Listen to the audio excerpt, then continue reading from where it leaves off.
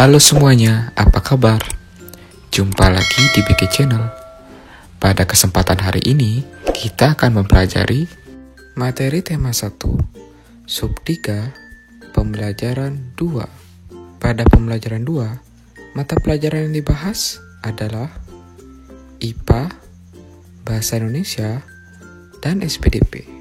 Untuk tujuan pembelajaran hari ini, bisa kalian lihat pada daftar berikut.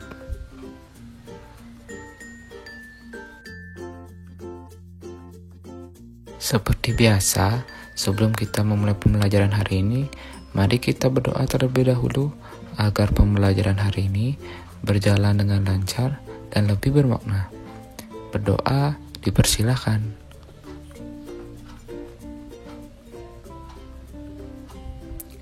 Berdoa selesai. Nah, mari kita mulai pembelajaran hari ini. Tangan-tangan dan kaki para pengrajin gerabah begitu cekatan dan terampil membentuk tanah liat menjadi gerabah-gerabah yang bernilai seni tinggi. Dari situ dapat kamu lihat betapa rangka dan otot, khususnya pada tangan dan kaki, mampu berfungsi dengan baik. Apa yang akan terjadi jika salah satu organ gerak tersebut tidak dapat berfungsi sebagaimana mestinya?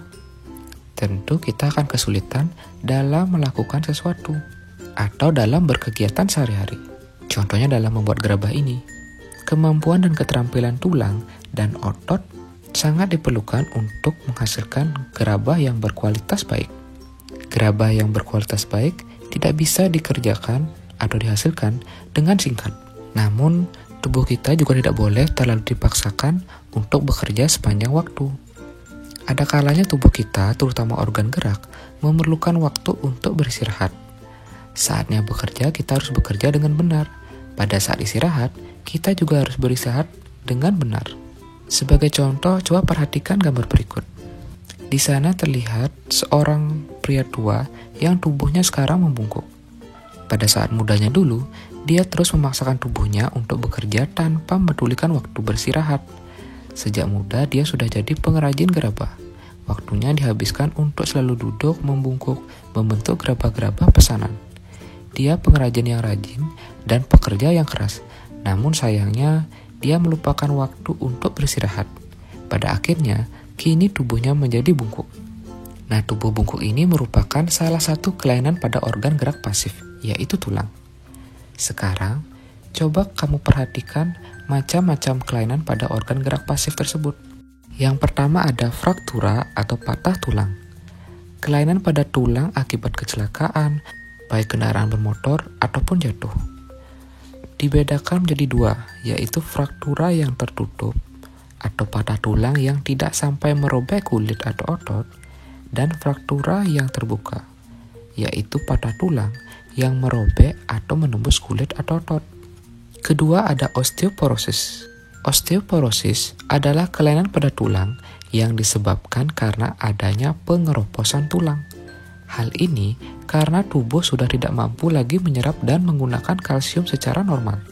Nah, jadi kalian harus rajin minum susu ya, agar tidak terlalu cepat terkena osteoporosis.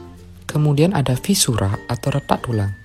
Fisura adalah kelainan tulang yang menimbulkan keretakan pada tulang akibat kecelakaan. Perbedaannya dengan fraktura, kalau fraktura adalah patah tulang, kalau fisura adalah retak tulang. Selanjutnya ada lordosis.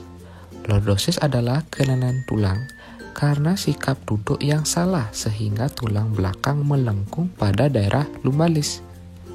Hal ini akan mengakibatkan posisi kepala tertarik ke belakang. Lalu ada skoliosis. Skoliosis adalah kelainan tulang karena sikap duduk yang salah sehingga tulang belakang melengkung ke arah samping. Hal ini akan menyebabkan badan agak bengkok membentuk huruf S.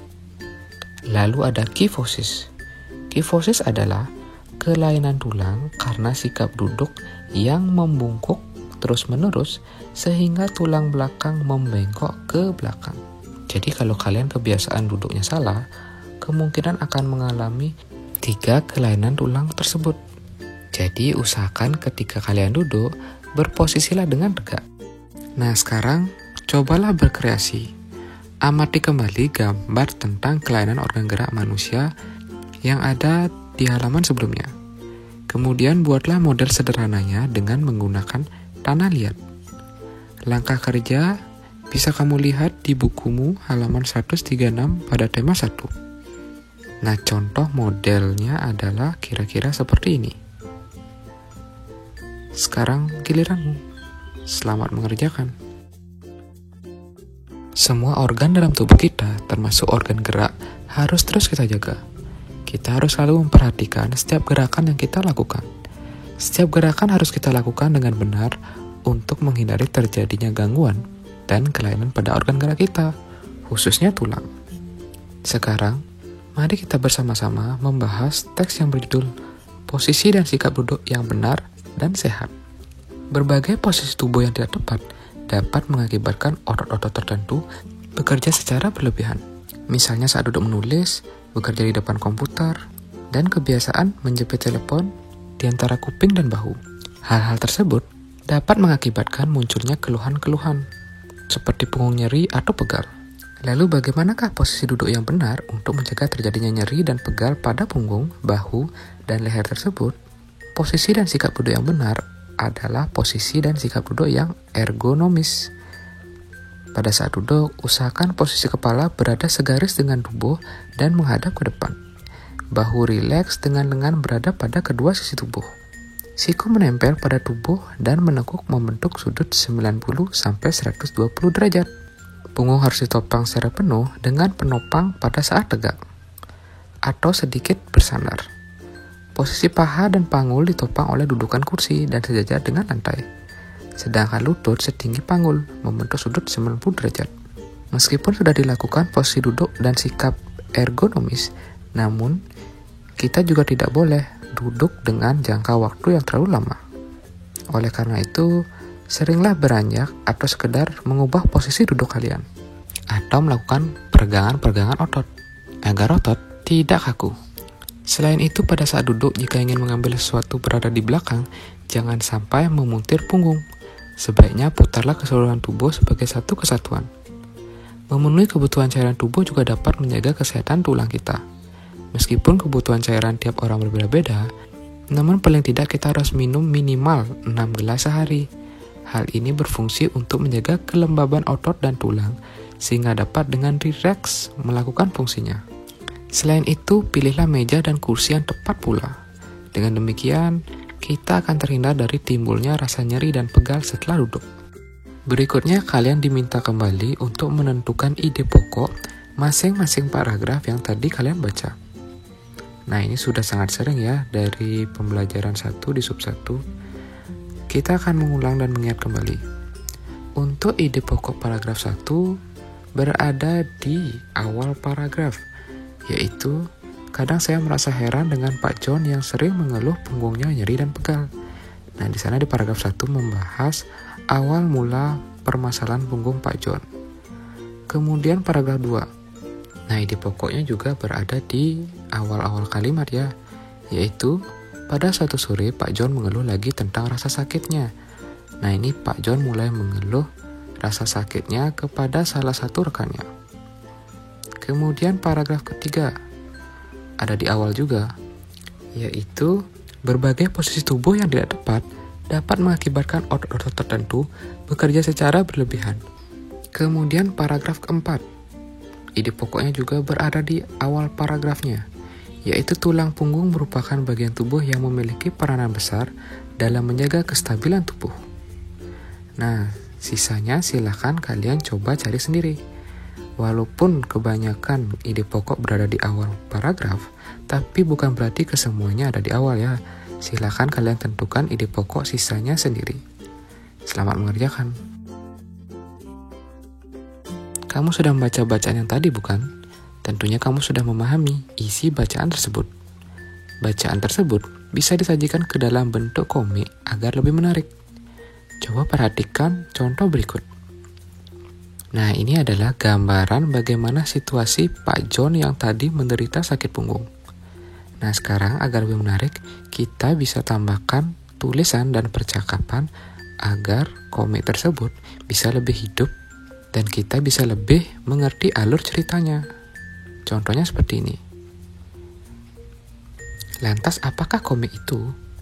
Komik adalah suatu bentuk seni yang menggunakan gambar-gambar tidak bergerak dan disusun sedemikian rupa sehingga membentuk jalinan cerita. Biasanya komik dicetak di atas kertas dan dilengkapi dengan teks. Teks dalam buku komik berfungsi untuk menjelaskan, melengkapi, dan memperdalam penyampaian gambar secara keseluruhan. Teks atau kata-kata biasanya disajikan dalam gelembung-gelembung yang diserasikan dengan gambar. Nah, sekarang giliranmu. Coba buatlah komik dengan memilih salah satu tema berikut. Ada tema sikap dan posisi membaca yang benar, seperti tadi.